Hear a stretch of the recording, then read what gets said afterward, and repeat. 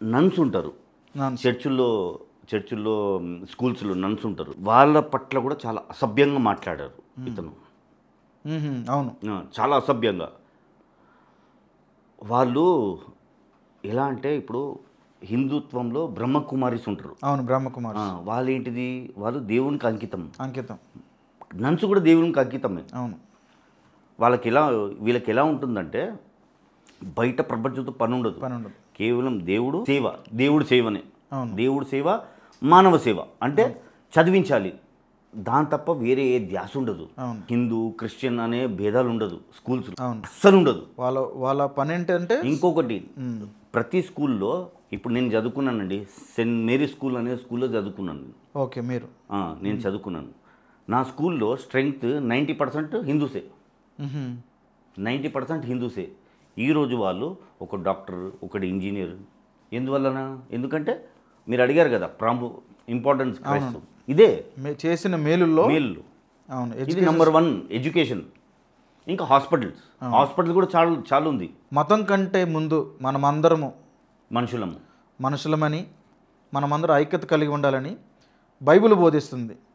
మరి బైబిల్ గురించి మీ అభిప్రాయం ఏంటి? బైబిల్ దేవుని సందేశం. బైబిల్ అనేది దేవుని సందేశం.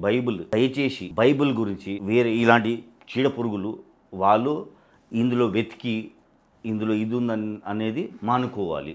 బైబిల్ కేవలం నువ్వు క్రైస్తవుడు అంటే మీరే ఆచరించండి. ఇతర మతాలు అంటే ఇది వాళ్ళు చదవద్దని కాదు, కానీ తప్పులు వెతుక్కుంటా కూర్చోకండి. అవును, ఉంటుంది. ఇప్పుడు నా పేపర్లో కూడా నేను రాసిన దాంట్లో కూడా ఏదో ఒకటి ఉంటుంది. అంటే తప్పులు కాదు, అది అప్పుడు జరిగిన రియాలిటీస్, అప్పుడు జరిగిన సిచ్యువేషన్స్. అది అప్పుడు ఆ సిచ్యువేషన్సే అలా ఉండేది. అవును.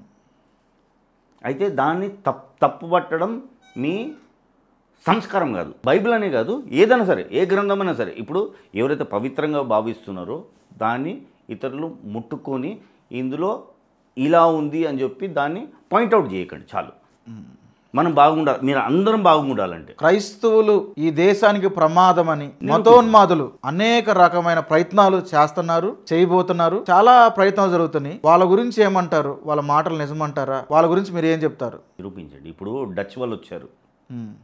డచ్ వాళ్ళు వచ్చి సొరంగాలే దోవారు అప్పట్లో వితౌట్ మషనరీస్. ఓకే, డైక్సే కట్టారు. పోర్చుగీస్ వచ్చారు, వాళ్ళు కూడా చాలా మేలే చేశారు. ఓకే, అంతకుమించి నాకేం తెలియదు. ఎందుకంటే చాలామంది ఏదేదో రకరకాలుగా చెప్తారు, అది వాళ్ళ ఇష్టము.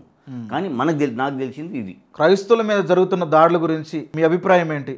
అది ఎవరి కనుసైగల్లో జరుగుతుంది? బీజేపీ ప్రభుత్వం కానీ, ఆర్ఎస్ఎస్ సంస్థ కానీ వాళ్ళ కనుసైగల్లో జరుగుతుందని చాలా మంది అనుకుంటున్నారు. దాని గురించి మీరు ఏం చెప్పాలనుకుంటున్నారు? ఇప్పుడు ఇలాంటి వాళ్ళు ఉన్నంత వరకు ఇవి జరుగుతూనే ఉంటాయి. ఇలాంటి వాళ్ళని మనము ఖండిస్తే, ఇలాంటి వారంటే ఎవరు సార్? ఎంతమంది ఉన్నారు ఇట్లా? ఎంత ప్రాముఖ్యమైన పేర్లు ఉన్నాయి కదా సొసైటీలో. ఎవరన్నా ఉండనండి, మనకు వీలైంది అది పిక్ చేయాలి, పడేసేయాలి. మనకి ఎంత వీలైతే సపోర్ట్ చేయండి. ఖచ్చితంగా వాడు ఎవడైనా కానివ్వండి, ఖచ్చితంగా చేయాల్సిందే. ఎందుకంటే మనం అందరం హాయిగా ఉండాలంటే ఇలాంటి చీడ పురుగులు. ఇప్పుడు చిన్న ఉదాహరణ చెప్పేస్తాం మీకు. మాధవీలత గారు తెలుసా మీకు? మాధవీలత గారు తెలుసు. ఎవరు ఆవిడ? బీజేపీలో కంటెస్ట్ అయ్యారు. ఆమెకు హాస్పిటల్ కూడా ఉంది. హాస్పిటల్ కూడా ఉంది. అసలు ఇది సబ్జెక్ట్ కాదు, చెప్తున్నా. చెప్పండి. ఇప్పుడు మీరు బీజేపీ అన్నారు కాబట్టి చెప్తున్నా. ఆమె బీజేపీలో ఎంటర్ అయ్యారు రీసెంట్లీ. ఆమెను ఎవరు ఓడగొట్టారు తెలుసా మీకు? తెలియదండి.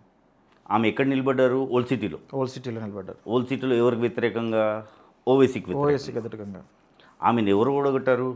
ఓవైసీ కాదు, అక్కడ ముస్లిమ్స్ కాదు, అక్కడ హిందువులు కూడా కాదు. ఆమె గెలిచేది. కానీ ఓడిపోయింది ఎవరి వల్ల? చెప్పాలి. ఇంట్రెస్టింగ్ టాపిక్, మీరే చెప్తున్నారు, చెప్పాలి. తెలంగాణ బీజేపీ నాయకుల వల్ల. అవునా? ఎందుకనండి ఇలా? ఇప్పుడు ఒక ఆడమనిషి సింగిల్గా బరిలో దిగింది. సింగిల్గా దిగింది కదా.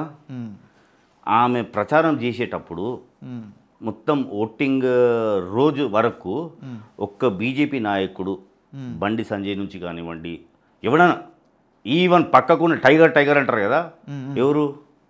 రాజాసింగ్. టైగర్ కాదు, పిల్లి. నా దృష్టిలో పిల్లి ఆయన. ఎందుకంటే ఒక ఆడ మనిషి బరిలో దిగినప్పుడు, నీ కాన్స్టిట్యున్సీలో ఉన్నప్పుడు నువ్వు వెళ్ళి ఆమెకు సపోర్ట్ చేయలేదు. ఈవెన్ కిషన్ రెడ్డి కూడా చేయలేదండి. అవును. లేకపోతే ఈరోజు ఆమె ఆ కాన్స్టిట్యూన్సీలో గెలిచేది ఆమెను ఒడగొట్టింది ఎవరో కాదు, వీళ్ళే, ఈ బీజేపీ తెలంగాణ నాయకులు. ఓకే. ఆమెకు సపోర్ట్ చేయడానికి సెంటర్ నుంచి వచ్చారు, కానీ స్టేట్ దద్దమ్మలు కాగానే మిగిలిపోయారు.